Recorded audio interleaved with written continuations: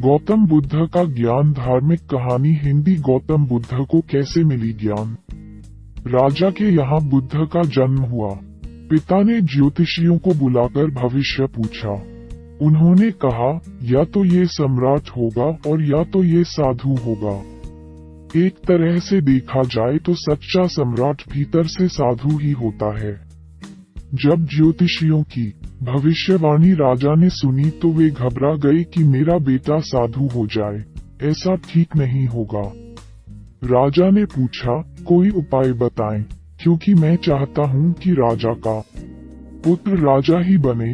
ज्योतिषियों ने कहा कि इसका लालन पालन व पूरा जीवन बड़ी सावधानी में बिताना होगा, अर्थात आपका पुत्र सिद्धार्थ कभी किसी बूढ़े व्यक्ति को न देखे, कभी किसी बीमार व्यक्ति को न देखे और कभी किसी मरे हुए व्यक्ति को न देखे।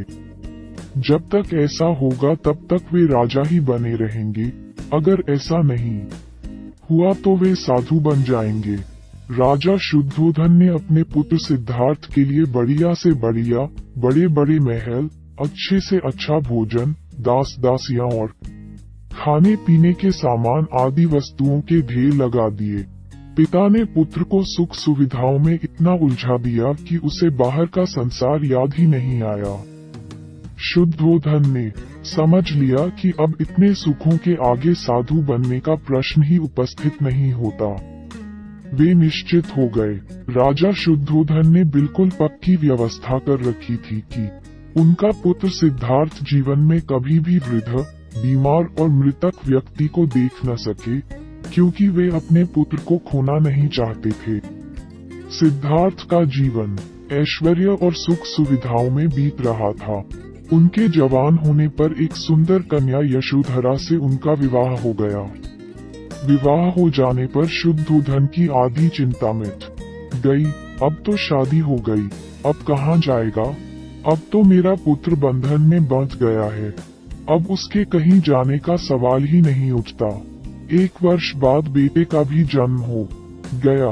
उसका नाम राहुल रखा गया।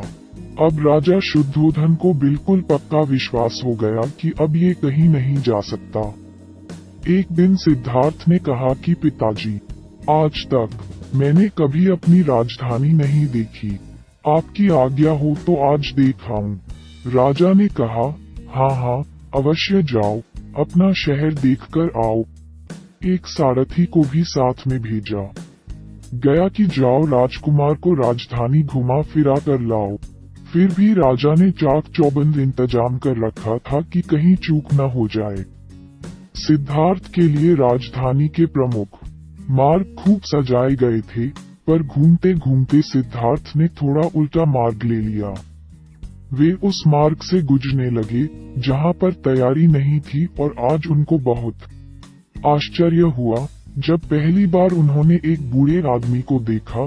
कमर झुकी हुई, पूरी चमड़ी में झुर्रियां पड़ी थीं। वह परेशानी और दुख से बेहाल था। उसकी चाल बहुत धीमी थी। बूढ़े की झुकी हुई कमर को देखकर सिद्धार्थ को एक झटका लगा और सारथी से उन्होंने पूछा, क्या एक दिन मैं भी बूढ़ा हो जाऊंगा? सारथी ने कहा, हाँ राजकुमार, हर व्यक्ति के जीवन में 3 अवस्थाएं आती हैं, बचपन, जवानी और बुढ़ापा। एक दिन तुम भी बुढ़ापे की अवस्था में जाओगे। हे राजकुमार, ये संसार का नियम है। चाहे गरीब हो या अमीर, सबका शरीर शिथिल अर्थात बूढ़ा होता है। राजकुमार सोच में पड़ गया। सारथी ने रथ को आगे बढ़ाया तो कुछ दूरी पर एक बीमार व्यक्ति मिला जो रोगों से घिरा हुआ था। उस पीड़ित व्यक्ति को देखकर राजकुमार का मन बहुत ही दुखी हुआ। राजकुमार ने पूछा, इसको क्या हुआ है? सारथी ने कहा, यह व्यक्ति बीमार है, इसलिए ये कराह रहा है। इस संसार में दुख और सुख दोनों हैं। यह अपने अपने भाग्य की बात है कि कोई दुखी है और कोई सुखी है। क्या मैं भी कभी बीमार हो सकता हूँ? सारथी ने कहा, आप यह विचार अभी छोड़ दें। समय बड़ा बलवान होता है। ये सारी बातें कर्मों पर निर्भर करती हैं। चाहे राजा हो या रंक, सुख दुख सब पर आते हैं। अगर शरीर में कोई रोग आना है तो वह आएगा। ये सब सुनकर राजकुमार सोच में पड़ गया। सारथी ने रथ को कुछ आगे बढ़ाया तो सामने से 4 कंधों के ऊपर एक रथी को जाते हुए देखा। राजकुमार ने ऐसा पहली बार देखा था। उसने सारथी से पूछा, यह क्या है? यह आदमी मर गया है, यह मुर्दा है।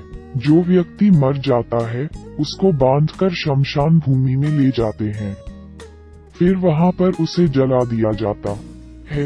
राजकुमार ने कहा, क्या सबको मरना पड़ता है? हाँ, सबको मरना पड़ता है। यह मृत्यु लोक है। जो जन्म लेता है उसे कभी न कभी अवश्य ही मरना पड़ता है। तो इसका मतलब ये हुआ कि ठीक इसी तरह से एक दिन मुझे भी मरना होगा। मेरी देह भी मुर्दा होगी और मुझको भी 4 कंधों पर उठाकर ले जाया जाएगा। मुझको भी ऐसे ही रस्सियों से बांधा जाएगा।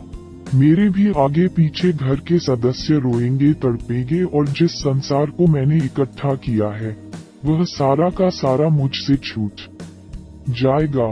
इसका मतलब ये हुआ कि क्या एक दिन मैं भी मर जाऊंगा?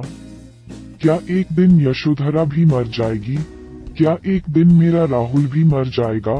सारथी ने कहा, हाँ राजकुमार, एक दिन मैं भी मरूंगा, आप भी मरेंगे, यशोधरा भी मरेगी और राहुल भी मरेगा, क्योंकि यह सब मरने के लिए ही पैदा होते हैं।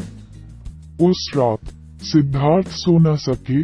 सोचने लगे कि क्या संसार में इतना दुख है, रोग है, बुढ़ापा है, और ऐसे में मैं खा पी कर कैसे जी सकता हूँ? नहीं नहीं, ऐसा मुझसे नहीं हो सकता। मुझे खोजना होगा उस तत्व को जो दुख, पीड़ा और शोक से रहित हो, जो भय, भ्रम और भूल से परे हो, जो अनंत आनंद से भरा हो, जिसे पाकर फिर और कुछ पाने की इच्छा न हो। सिद्धार्थ वैराग्य के शिखर तक पहुंच चुके थे। बस उसी रात को उन्होंने घर छोड़ दिया। सारथी से कहा कि नगर की सीमा से दूर ले चलो। नगर के बाहर पहुंचकर सारथी को लौटा दिया। फिर कई दिनों तक वन में चलते गए। एक घने पीपल के वृक्ष के नीचे आसन लगाकर ध्यान में लीन हो गए।